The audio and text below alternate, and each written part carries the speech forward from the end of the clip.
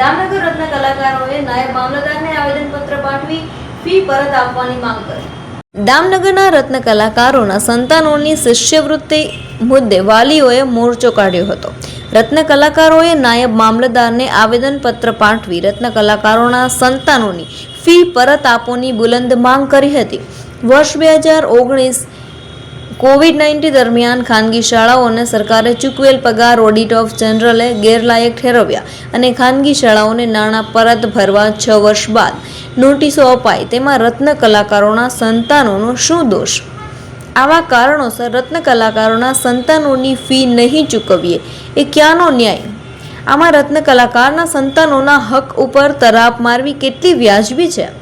ખાનગી શાળાઓને વાલીઓએ નક્કી કરેલ ફી વાલીઓ તો ભરે તો મામૂલી રકમ અને સરકાર ભરે તો FRCથી મળેલ મર્યાદા આ તો દલ્લા તરવાડી જેવું કહેવાય ને.